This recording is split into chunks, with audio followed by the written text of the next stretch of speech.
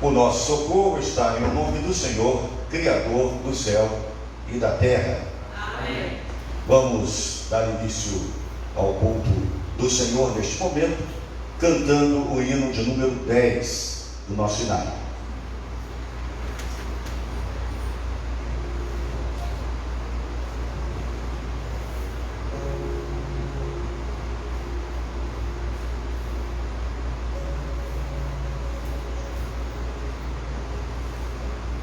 Pedir os irmãos para ficar em pé, para estar bem animado assim. A criança.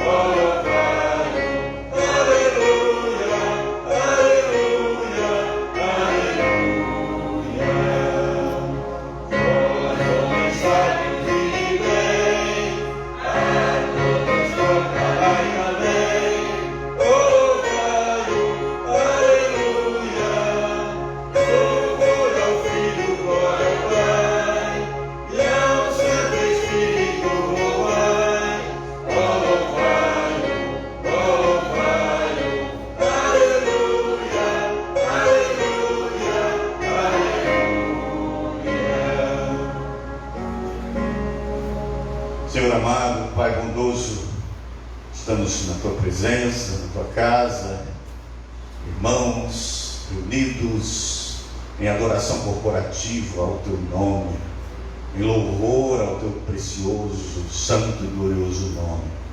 Ó Deus amado, acolhe-nos na Tua presença por amor de Cristo Jesus. Concede-nos que o Teu Santo Espírito conduza todos os momentos deste culto para que ele te seja agradável. Acolhe o Teu povo, ó Pai. Em nome de Jesus Cristo, Teu Filho, nós oramos. Amém. Amém. Os irmãos podem se sentar. Vamos estar abrindo nossas Bíblias no Salmo 51.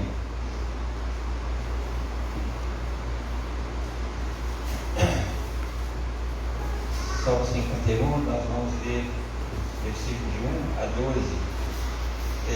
Esse diálogo do salmista é um modelo para nós pecadores. Após ter sido alertado pelo profeta Natã sobre o terrível pecado que havia cometido, ou seja, cometer adultério com Betsaba e assassinar o seu marido, ele caiu em si depois de ser alertado pelo profeta e tomou algumas atitudes. A primeira delas foi confessar. No versículo 4 ele diz: pequei contra ti somente, e fiz o que é mal perante os teus olhos. Davi confessou os seus pecados, deu os seus erros, e porque se lembrou de que Deus está sempre disposto a perdoar quem o procura arrependido, Senhor. E a segunda atitude que ele tomou foi pediu a Deus que purificasse dos seus pecados. No versículo 7 ele diz: purifica-me com enxofre e ficarei limpo, lava-me e ficarei mais alvo do que a neve. Ele usou o termo lava-me e ficarei mais alvo, mais branco, do que a neve. E a terceira atitude que ele tomou foi suplicou a Deus a alegria da salvação.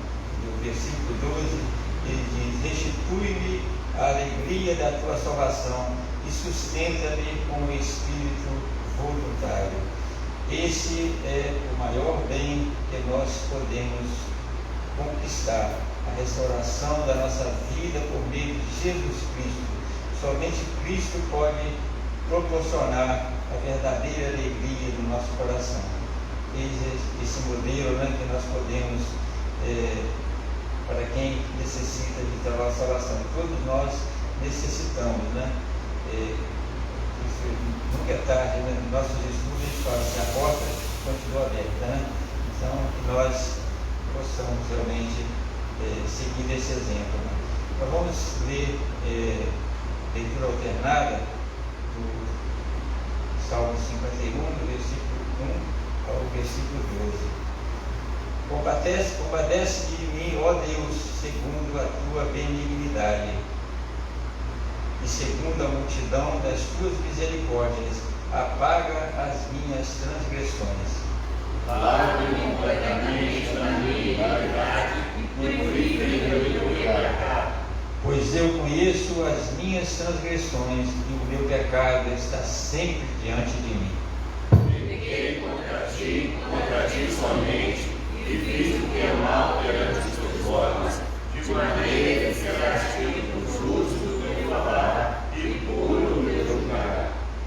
Eu nasci na iniquidade e em pecado me concedeu minha mãe. Desde que morasses na verdade no íntimo, e no repouso me fazes vencer as maneiras. Purifica-me com esopo e ficarei limpo, lava-me e ficarei mais alvo que a neve. Faz-me um jejum de alegria, para que derrube os nossos matar. Esconde o rosto dos meus pecados e apaga todas as minhas iniquidades. Cria em mim, ó Deus, o coração puro, e renova dentro de mim o espírito renovado. Não me repulses da tua presença, nem te retires o teu Santo Espírito. Todos juntos. Restitui a alegria da tua salvação e sustenta-me com espírito voluntário. Nesse instante nós vamos ter alguns minutos de oração silenciosa, cada um, seu Deus esteja confessando individualmente os seus pecados ao nosso Senhor Jesus.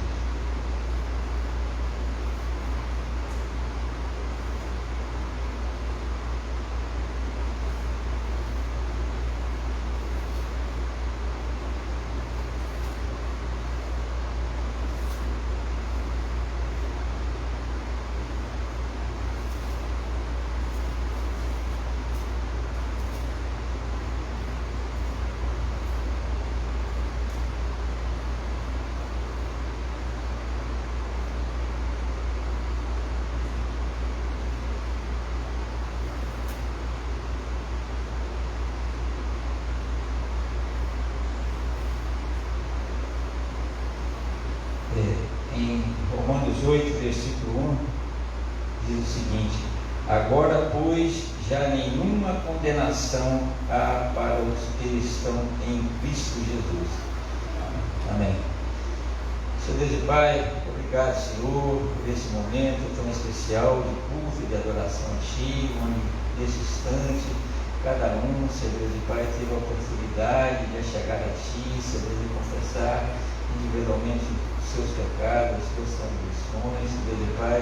Obrigado pela oportunidade que o Senhor nos dá a cada dia, Senhor Deus e Pai, de chegarmos a Ti, Senhor Deus e Pai, porque o Senhor é um Deus misericordioso, um Deus que está sempre disposto a nos perdoar. Como lemos aqui essa passagem tão importante de Davi, esse homem tão importante para Deus, para nós, exemplo para nós na nossa vida, Senhor Deus e Pai, mas o Senhor restaurou a comunhão com Ele, Senhor Deus e Pai, porque Ele chegou a Ti, Senhor. Obrigado, Senhor, pelo perdão, Senhor Deus e Pai, que o Senhor nos dá de graça, Senhor Deus e Pai, nós podemos chegar a Ti a qualquer momento e o Senhor está sempre disposto a nos ouvir. Obrigado, Senhor, por tudo, Senhor Deus e Pai, que o Senhor esteja conosco a cada dia, nos santificando a cada dia, para que a cada dia nós possamos ser melhores criaturas, Senhor Deus, servindo a Ti, Senhor Deus. Obrigado, Senhor, por tudo nós te pedimos e e somos imensamente agradecidos a Ti por tudo, em nome do Teu Filho Jesus. Amém. Convido a igreja a se colocar em pé. Vamos abrir a Bíblia no Salmo de número 119, para procedermos à leitura alternada dos versículos de 97 a 104. Salmo 119, de 97 a 104. A sabedoria de Deus consiste em obedecer aos preceitos de Deus. Para nós, a sabedoria de Deus consiste em fazer a vontade de Deus, consiste em nos submeter à vontade de Deus. Cristo Jesus, a sabedoria de Deus encarnada, se submete inteira e totalmente à vontade do Pai. E nós, estando em Cristo, seremos tão sábios quanto mais obedeçamos à palavra de Deus, à vontade de Deus, à lei de Deus. É disso que nos fala o Salmo 97, o Salmo 119, nos versículos de 97 a 104. A verdadeira sabedoria consiste em obedecer os preceitos de Deus. Este é um momento de louvor a Deus por nos ter dado os seus preceitos, ou seja, por nos ter revelado a sua sabedoria. Salmo 119, 97 a 104, leitura alternada. Depois nós cantaremos o hino de louvor a Deus, o hino de número 19, de louvor ao nosso Deus. E depois do cântico do hino 19, nós seremos conduzidos a Deus numa oração pela nossa irmã Isa. 97 a 104 são os versículos do Salmo 119 que lemos agora. Quanto amo a tua lei, é a minha meditação todo o dia. Os teus mandamentos me fazem mais sábio do que os inimigos, porque aqueles eu tenho sempre comigo. Compreendo mais do que todos os meus mestres, porque medito nos teus testemunhos. Sou mais prudente que os idosos, porque guardo os teus preceitos. De todo mau caminho desvio os pés para observar a tua palavra. Não me aparto do teu juízo, pois tu me ensinas. Quão doces são as tuas palavras ao meu paladar, mais que o mel à minha boca. Juntos, por meio dos teus preceitos, consigo entendimento. Por isso detesto todo caminho de falsidade. Amém. Hino de número 19.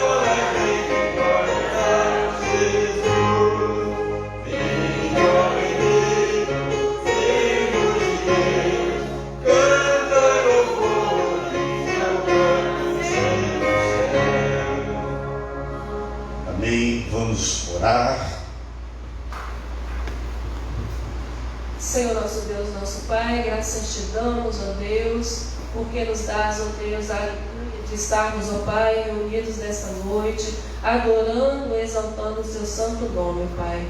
Muito obrigada, Jesus, por esse privilégio, ó Deus, por podermos, ó Pai, expressar o nosso louvor e a nossa adoração ao Senhor, Deus. Continue, Senhor, falando aos nossos corações, ó Deus. Colocamos, ó Pai, nossa vida diante de Ti, Senhor. Deus, no nome de Jesus, nós Te louvamos, nós Te exaltamos por tudo. Amém. Amém. A igreja pode se sentar. Por favor, abrir a Bíblia no livro do profeta Isaías, capítulo 6, versículo 8, para o momento de consagração das nossas vidas ao serviço do Senhor, consagração das nossas vidas ao envio do Senhor, comprometendo-nos com a missão que o Senhor tem para o seu povo, para a sua igreja. Isaías capítulo 6, versículo 8. Nós vamos ler a uma só voz. Na sequência nós cantaremos o hino de número 79 do nosso cenário. Os irmãos que trouxeram dízimos e ofertas para consagrar ao serviço do Senhor, em sinal de consagração de suas vidas, depositarão no gasofilácio enquanto estivermos cantando o hino 79. Após o cântico do hino 79, nós seremos conduzidos a Deus numa oração de consagração, que será feita pelo nosso irmão diácono Paulo. Então, vamos juntos? Isaías 6, 8, juntos. Depois disto, ouvi a voz do Senhor que dizia: a quem enviarei e quem há de ir por nós? Disse eu: eis-me aqui, envia-me a mim. Amém.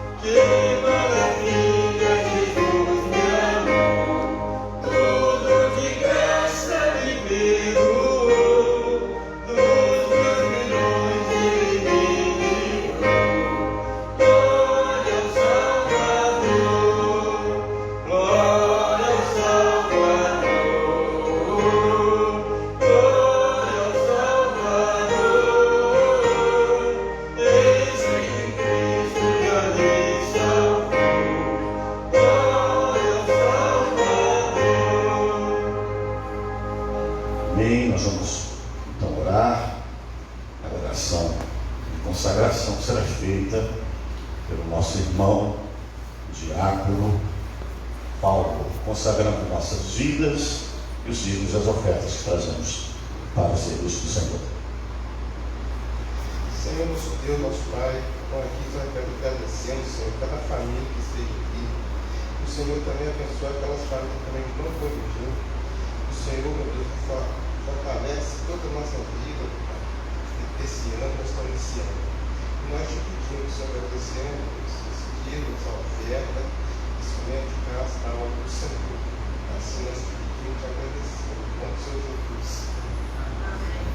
Amém. Nós agora queremos acolher os nossos visitantes, irmãs aqui que eu estou vendo depois de algum tempo, já estávamos com saudades, né? Outros, né? É isso? Sônia, coisa boa, bom rever vocês. Vocês não são visitantes, eu só estou registrando que eu já estava com saudades de vocês. Mas temos aqui com a Marina a Joyce. Muito bem, Joyce, bem-vinda. Seu Zé hoje está aqui também, seu Zé. Está sentindo sua falta, hein? Viu? O senhor hoje veio e trouxe a patroa. Graças a Deus. Muito bem, irmãos. Assim, nós registramos nosso agradecimento aos nossos visitantes e vamos passar então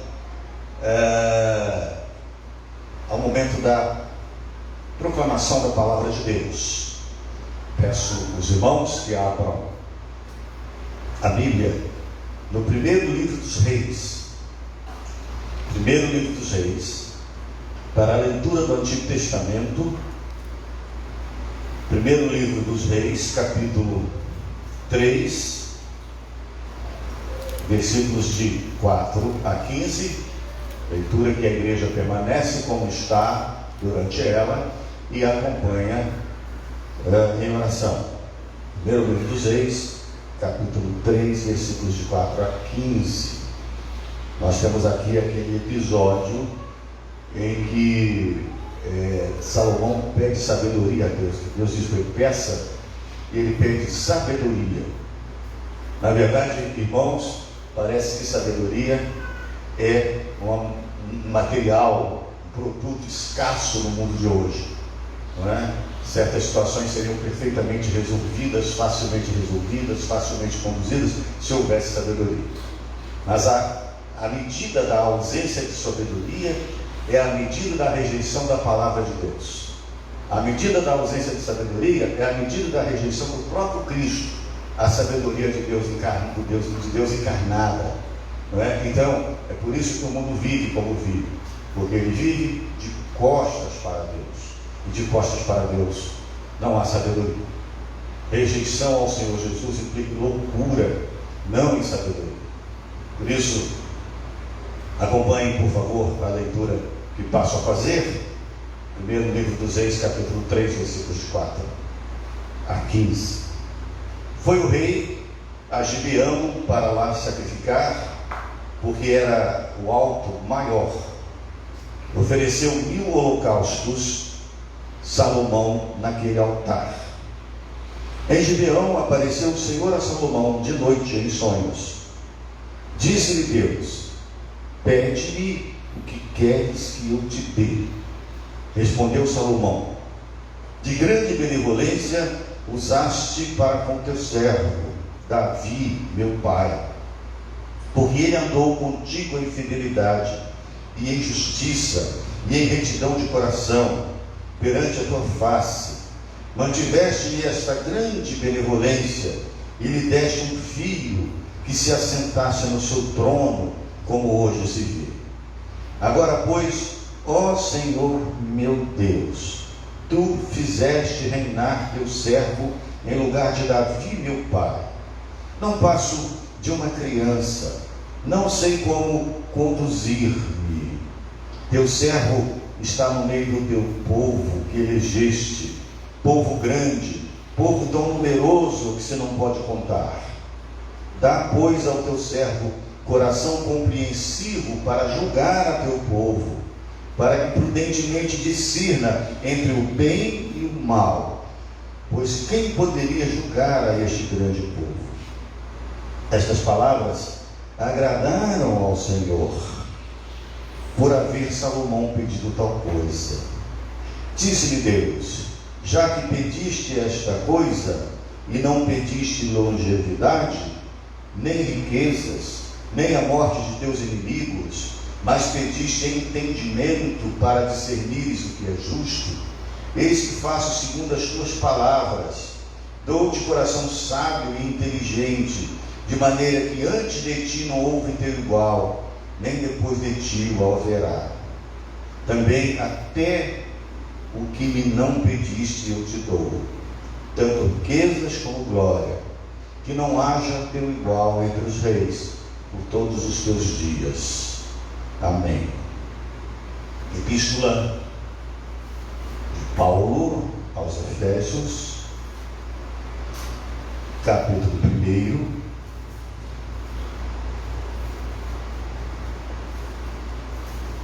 Capítulo 1 da Epístola aos Efésios, versículos de 3 a 14.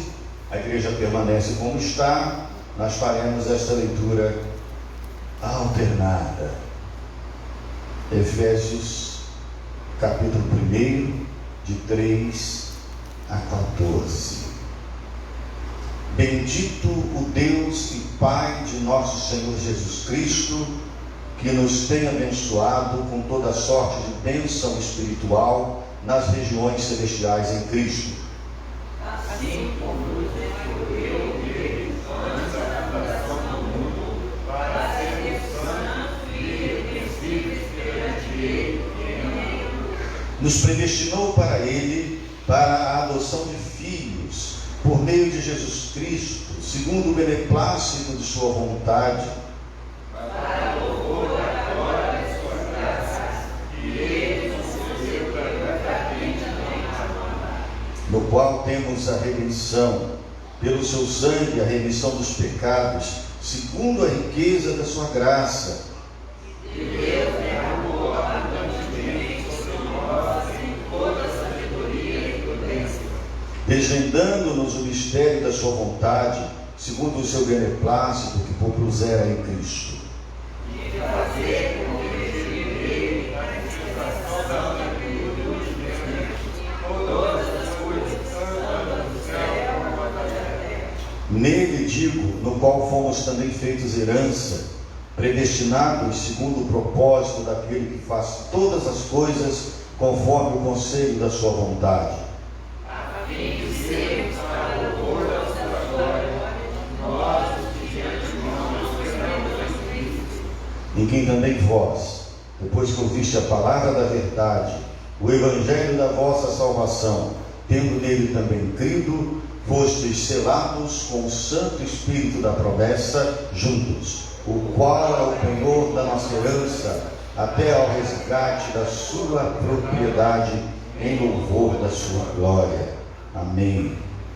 Evangelho segundo Lucas, capítulo 2, versículos de 40 a 52. Lucas 2, 40 a 52.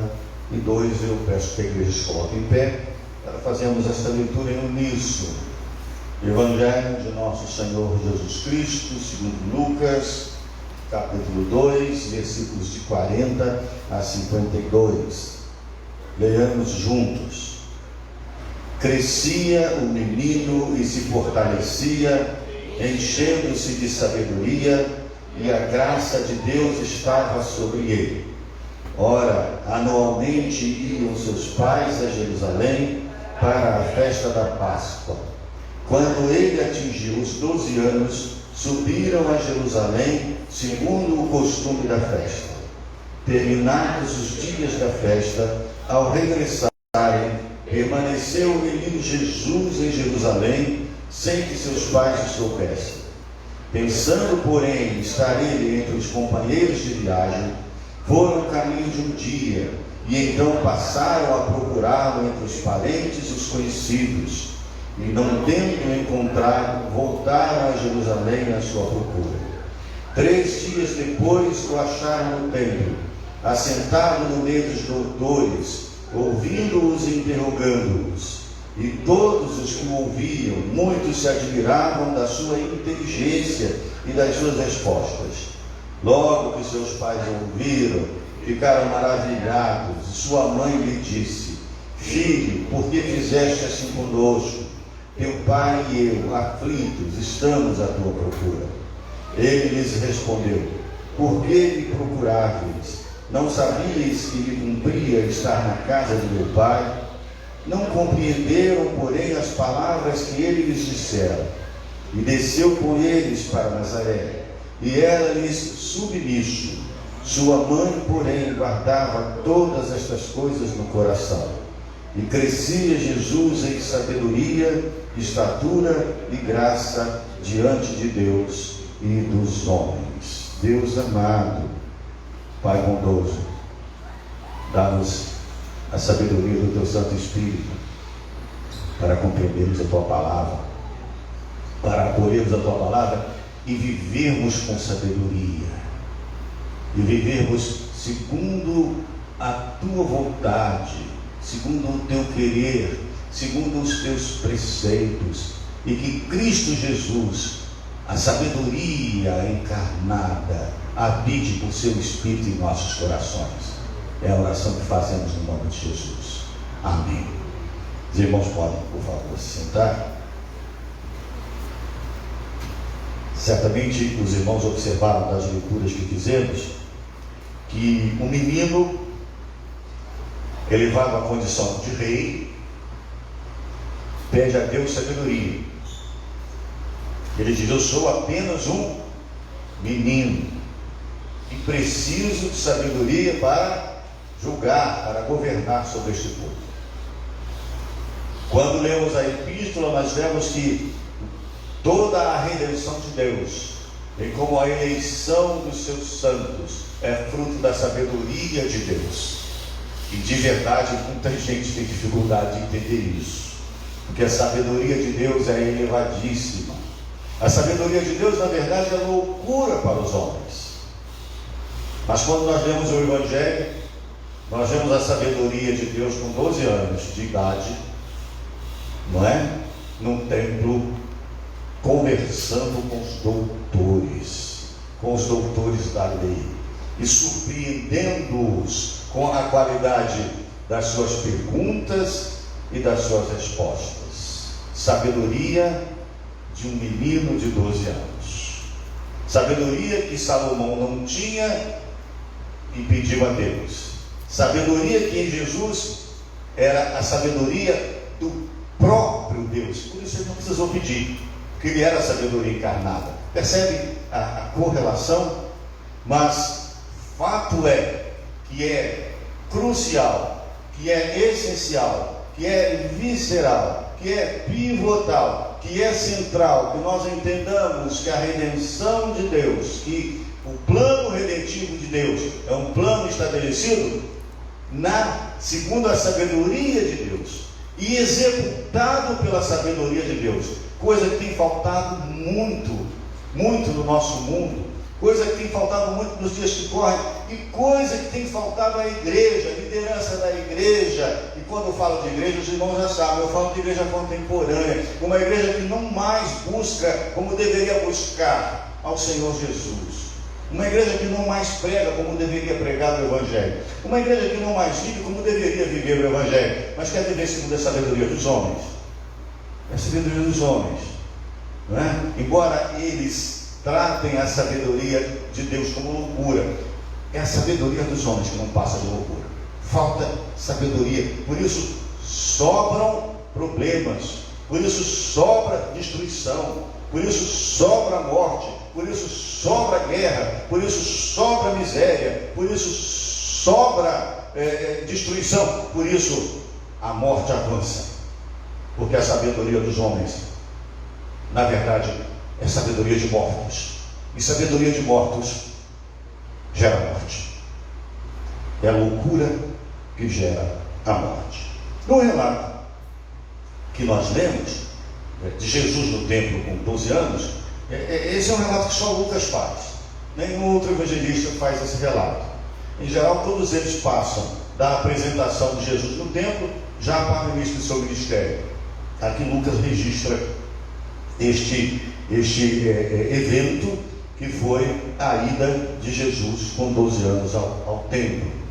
É importante que se ressalte isso, que a ida de Jesus ao templo, na verdade, é algo que inclusive estava previsto, não é, pelos profetas. Não é? O Senhor está no seu santo templo. O Senhor está no seu santo templo. Não é? Eis que o Senhor está no templo. Só que o Senhor é um menino de 12 anos. Não é? E aí alguns ao pregarem neste texto, tratam esse episódio mais ou menos como se aqui nós tivéssemos uma certa traquinagem de Jesus. Não tem traquinagem de Jesus aqui. Jesus não era um menino traquinas. Observe aqui o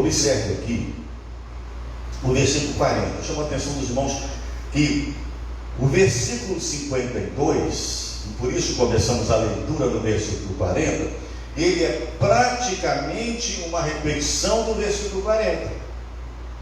Ele é praticamente uma repetição do versículo 40.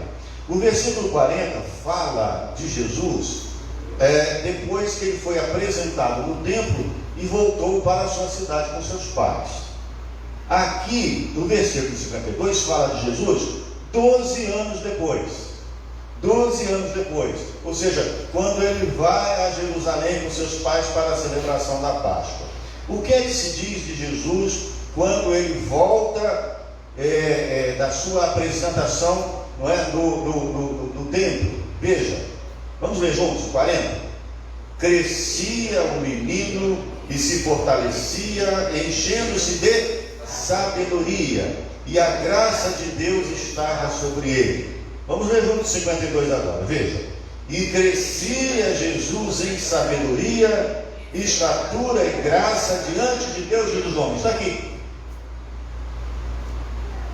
O distintivo de Jesus era a graça de Deus com ele e a sabedoria. E a sabedoria de Deus com ele, que já nasceu com ela.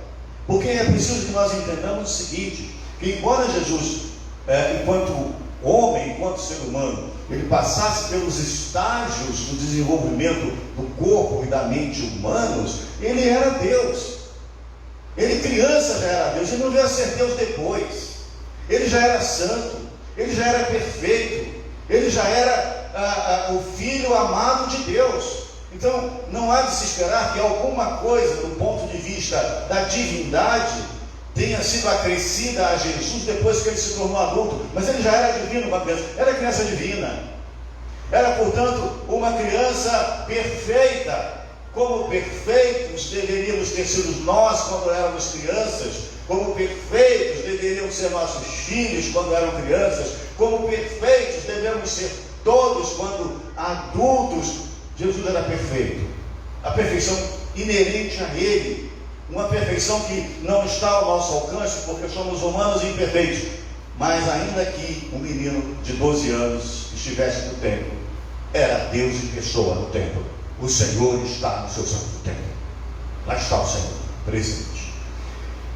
Vamos então à disposição dos versículos 40 a 52, veja. Versículo 40, que nós já lemos juntos. O crescimento de Jesus foi um desenvolvimento humano, mas perfeito em todos os sentidos: físico, mental, moral e espiritual. Pela primeira vez, uma criança realizava o ideal da humanidade. Em sua natureza humana, Cristo crescia mental, física e espiritualmente.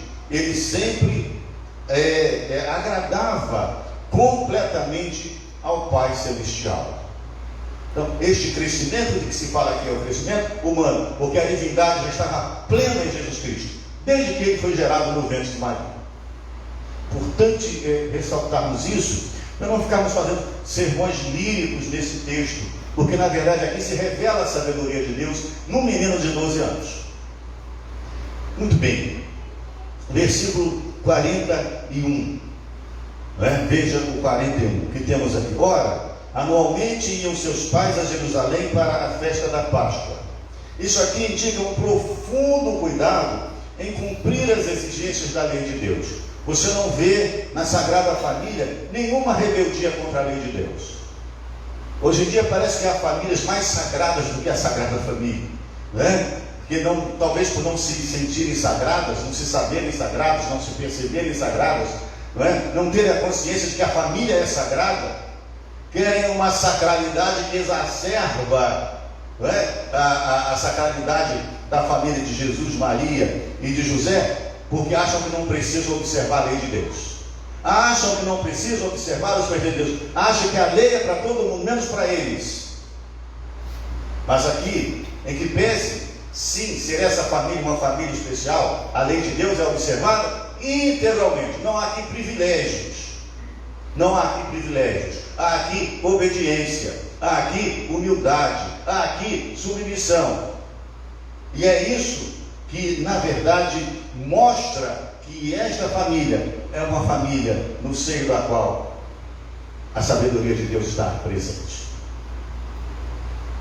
No versículo 42, né? 42, veja o que diz aí. Quando ele atingiu 12 anos, subiram a Jerusalém, segundo o costume da festa.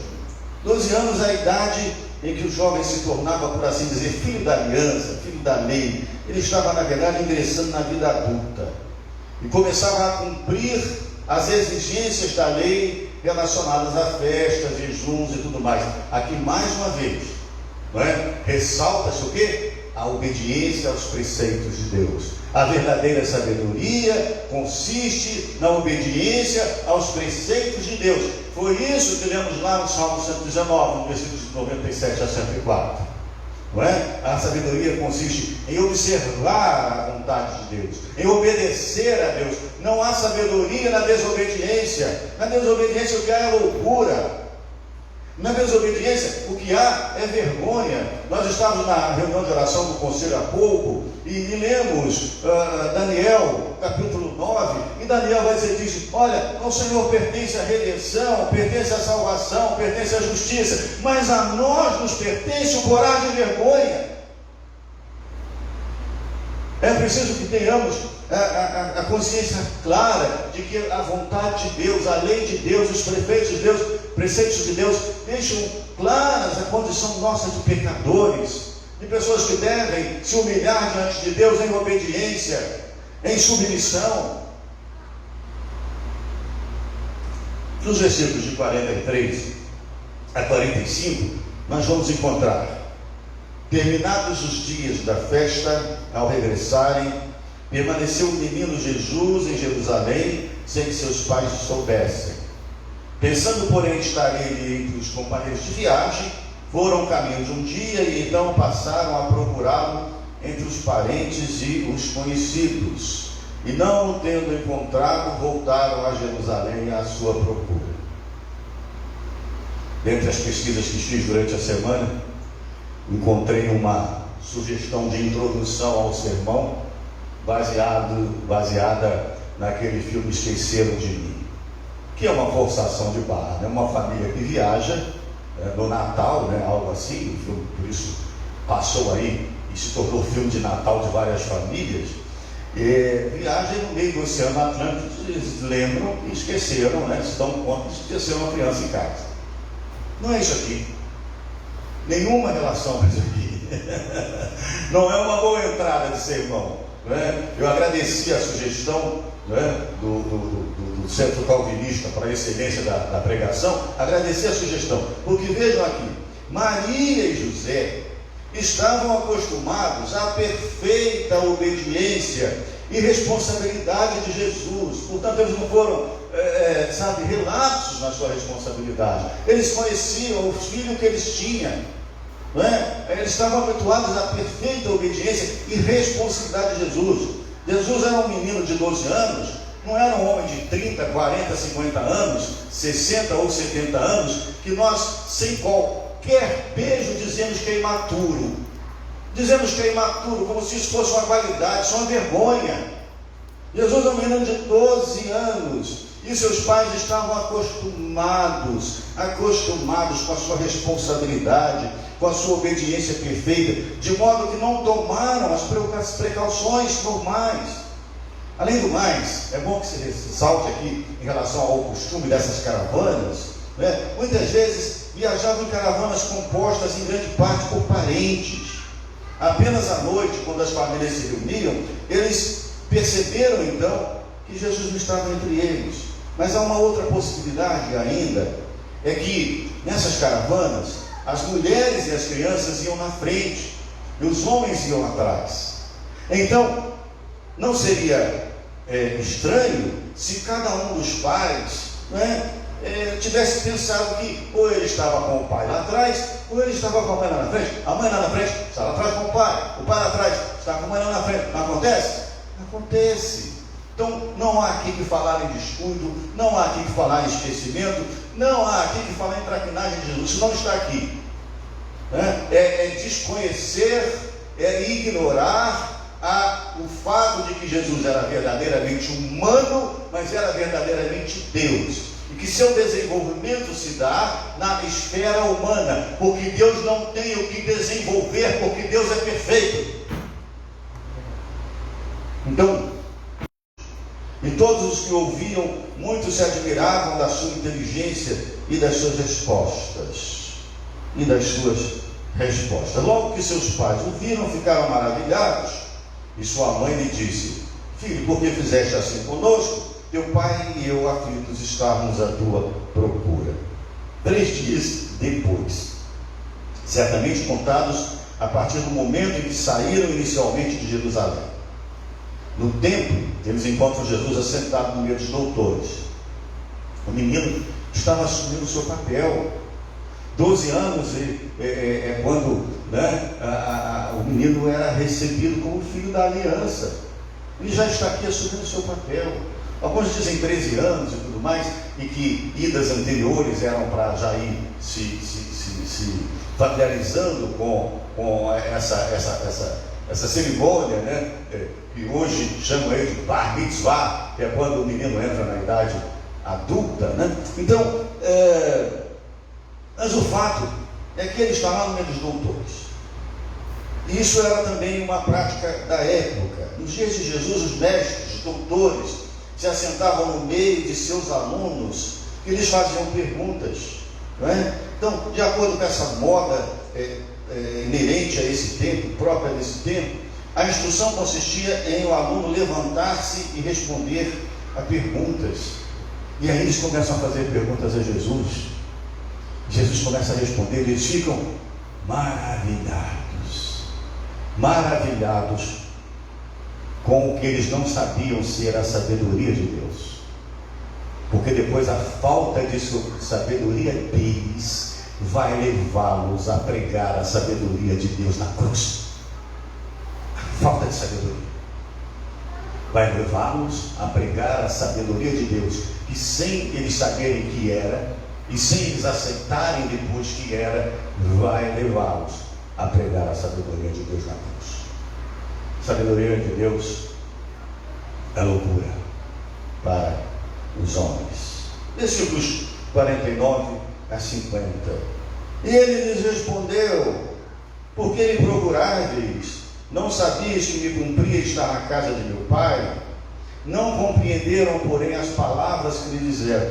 Parece uma resposta insolente de Jesus, mas não é. Sabe por quê? Mas nós, os filhos são herança do Senhor.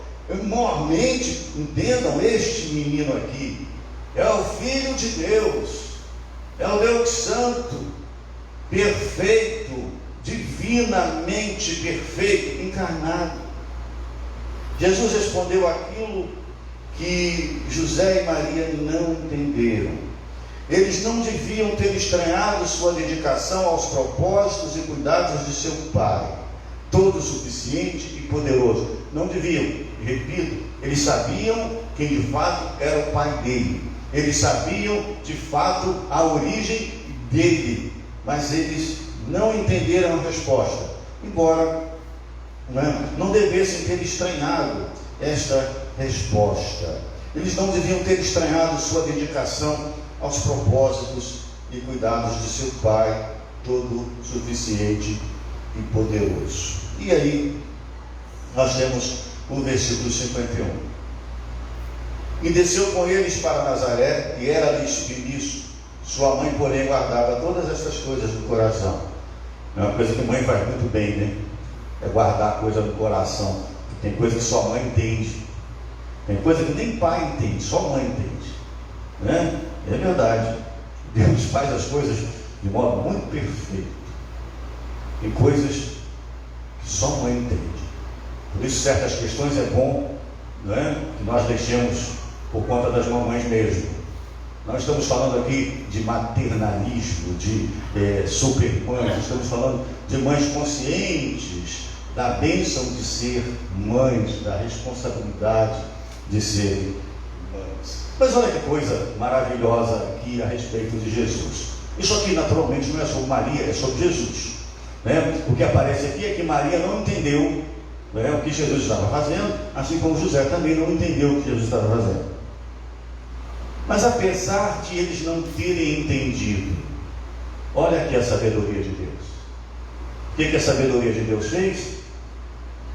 Se humilhou.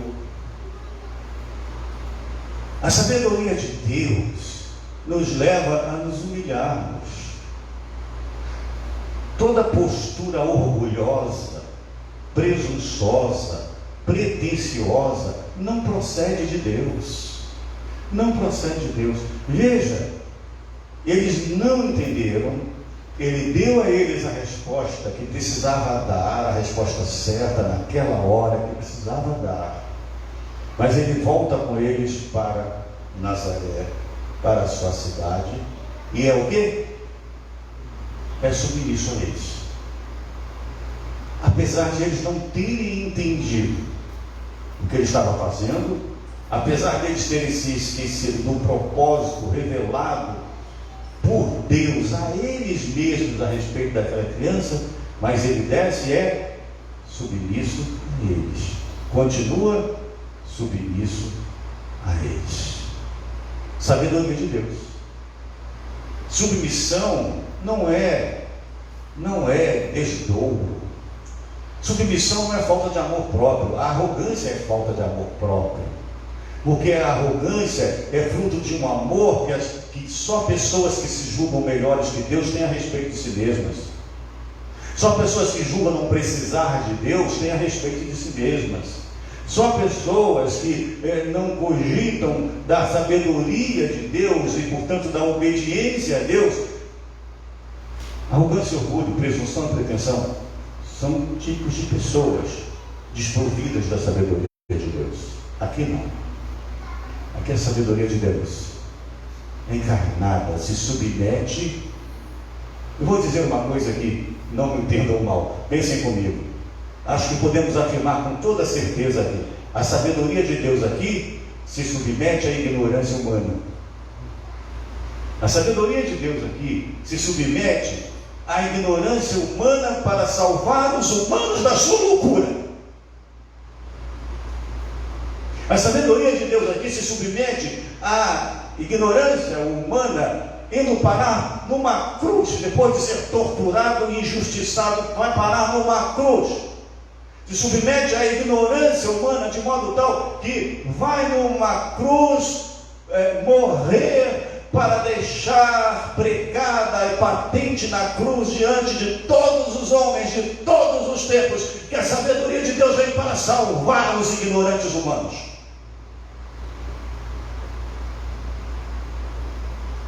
Irmãos, é uma questão de sabedoria para nós assumirmos a nossa ignorância.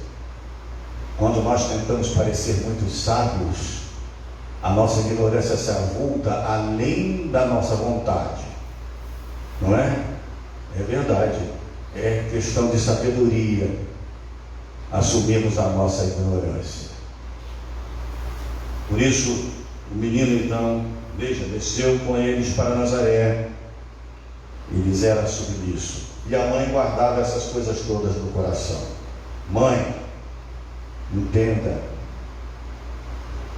o propósito de Deus para o seu filho. É isso que Maria não estava entendendo. Então ela ficava observando, ela ficava guardando ali. E eu gosto muito dessa expressão, não é? Quando nós não entendemos, é melhor guardarmos no coração e buscarmos a sabedoria de Deus, sabe? Ao invés de nos descabelarmos, ao invés de vivermos lamentando, murmurando, tentando fazer a coisa do nosso jeito, não funciona assim. Não é assim que funciona. Versículo 52, que nós já conectamos ao versículo 40, sobre o qual nós já comentamos, mas cabe ainda aqui o seguinte, expor o seguinte, versículo 52, olha só: e crescia Jesus em sabedoria, estatura e graça diante de Deus e dos homens. Esta descrição afirma a perfeita humanidade de Jesus. Crescia, passou pelos estágios de desenvolvimento, sendo sempre perfeito para a sua idade. Viveu numa família de vários filhos, e é provável que José tenha morrido quando Jesus ainda era moço, porque não se fala nada sobre a morte de José, mas é provável que quando Jesus, porque depois que Jesus começa o seu ministério, ele já não aparece mais, ele já não está mais lá, não se fala mais nele. Então é provável que José tenha morrido quando Jesus ainda era moço. E se José morreu, como tudo indica, quando Jesus ainda era moço, deixou sobre Jesus a responsabilidade de sustentar a família como carpinteiro, sabe? Porque ele era o filho primogênito, era o mais velho da família, tinha a responsabilidade de sustentar a família em caso da morte do pai. De onde é que nós tiramos isso? Observem, Marcos é uma coisa que nós talvez não tenhamos ainda atinado para ela, que Jesus pode ter sido o arrimo da família antes de iniciar seu ministério. Veja Marcos capítulo 6, versículo 3, quando Jesus prega em Nazaré e é rejeitado pelos seus, né? O que eles dizem aqui no versículo 3? Não é este o carpinteiro, filho de Maria, irmão de Tiago, José, Judas e Simão, e não vivem aqui entre nós suas irmãs? E escandalizavam-se nele. Eles não estão dizendo que ele é filho do carpinteiro, ele está dizendo que ele é o carpinteiro, né? Então vejam aqui, ele volta com eles do templo aos 12 anos, com seus pais, é submisso a eles, provavelmente assume a condição de arrimo de família com a morte de seu pai terreno. Tudo aquilo que compete a um filho obediente à lei de Deus fazer. Tudo que compete. Se submeteu integralmente. E é possível, por isso mesmo, entender quando ele vai dizer mais tarde: eu não vim para revogar a lei, eu vim para cumprir. Eu não vim para revogar a lei, mas para cumprir a lei. E aí está o Senhor. E o faz perfeitamente, para que o Pai possa, pela justiça dele, conquistada na cruz do Calvário, cumprindo perfeitamente a lei de Deus, nos declarar justos pela fé nele. Justificados, pois, pela fé, é assim? Pela graça sois salvos mediante a fé. Isso não vem de vós, é dom de Deus para que ninguém segure. Algumas aplicações. A igreja sempre pode fazer suas aplicações. Cada irmã pode fazer as suas aplicações à luz da exposição da palavra de Deus. E eu aqui quero compartilhar com a igreja, com os irmãos, com aqueles que nos acompanham, algumas aplicações. Primeira coisa, a sabedoria de Deus nos ensina que os filhos devem ser obedientes aos pais. Filho desobediente aos pais não tem a sabedoria de Deus. O que impressiona é que muitos pais andem pelas cabeças loucas de seus filhos, desprovidos da sabedoria de Deus. Pais que deveriam andar segundo a sabedoria de Deus. Não se está dizendo que pais devam abandonar seus filhos, mas está se dizendo que pela sabedoria de Deus, pais que andam segundo a sabedoria de Deus não andarão pelas cabeças loucas de seus filhos, injetadas, impregnadas, emporcalhadas da loucura deste mundo. Submissão aos pais é resultado da sabedoria de Deus operando nos filhos. Insisto que pais sábios não se deixam guiar pela loucura de seus filhos, mas farão aquilo que cabe ao homem e à mulher de Deus: clamar ao Senhor, suplicar ao Senhor, chorar e gemer, fazer como o Daniel lá de novo. Lembrei do Daniel de novo, no texto lá da reunião do conselho.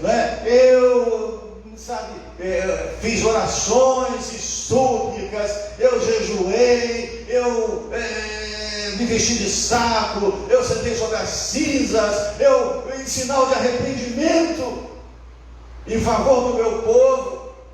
E muitas vezes nós, pais, movidos pela sabedoria de Deus, precisamos fazer isso em relação aos nossos filhos e não andar pela cabeça rouca deles, porque a ruína é certa. E depois nós não podemos responsabilizar ninguém por isso. A ruína é certa para nós e para eles. Uma outra coisa que nós observamos aqui, que a sabedoria de Deus também nos leva ao respeito pelas autoridades. Ao respeito pelas autoridades. Jesus está no templo diante dos doutores. Irmãos, aqueles homens eram orgulhosos, arrogantes, presunçosos. Calvino diz assim: é de se perguntar como é que eles foram dar atenção a Jesus. Havia alguma coisa diferente daquele menino. E havia mesmo. É claro que havia alguma coisa diferente naquele menino. E é claro que, sem saber o que era, aqueles homens doutos, sábios aos seus próprios olhos, não é? Param para ouvi-lo e se admiram da sabedoria dele. Note, nós estamos falando que os pais encontram Jesus, não é uma hora depois com os doutores, 3 dias depois. 3 dias depois, entenda isso. Não é uma horinha, não é? Não é aquele menino que a gente diz assim: puxa, como é inteligente, olha como é inteligente. Pais adoram isso, olha como é inteligente, né? Olha como é inteligente. Não era isso, não. Nós estamos falando de uma conversa de 3 dias com doutores da lei, com homens, com anciãos, com homens de uma longa existência de estudo da lei de Deus, de homens que tinham profundo conhecimento, mas o conhecimento de Jesus era maior, tanto assim que os admirou, mas Jesus os respeitou. Não há nenhuma referência a qualquer desrespeito de Jesus para com aqueles homens. O desrespeito, na verdade, é um sinal de falta de sabedoria. Mais do que um sinal de falta de boa educação, é sinal de falta de sabedoria. Desrespeito, né? E todas as vezes que desrespeitamos uma autoridade, nós estamos nos colocando na condição de sermos corrigidos, sujeitos à correção. E depois dizemos: mas como pode? Pode. Se você não atende, não observa a autoridade que está agindo segundo a sabedoria de Deus, você é passível de correção, sim, e será corrigido, e será corrigida, seja naquela hora, seja naquele momento, seja depois, em algum momento você será corrigido. E essa correção, ainda assim, é sinal do amor e da misericórdia de Deus. Mas acima de tudo, o texto nos mostra que a sabedoria de Deus está na obediência a Deus. E aqui eu encerro com as palavras de Paulo aos Filipenses, no capítulo 2, nos versículos de 5 a 11. Ouçam: tende em vós o mesmo sentimento que houve também em Cristo Jesus, pois ele, subsistindo em forma de Deus, não julgou como usurpação o ser igual a Deus. Antes, a si mesmo se esvaziou, assumindo a forma de servo, tornando-se em semelhança de homens, e reconhecido em figura humana, a si mesmo se humilhou, tornando-se obediente até a morte, e morte de cruz. Pelo que também Deus o exaltou sobremaneira, e lhe deu o nome que está acima de todo nome, para que ao nome de Jesus se dobrem todos os joelhos, nos céus, na terra e debaixo da terra, e toda língua confesse que Jesus Cristo é o Senhor, para a glória de Deus Pai.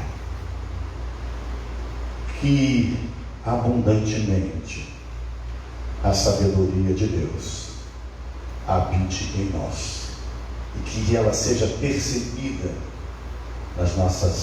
nos nossos pensamentos, nas nossas palavras e nos nossos atos, para a glória de Deus. Amém. Convido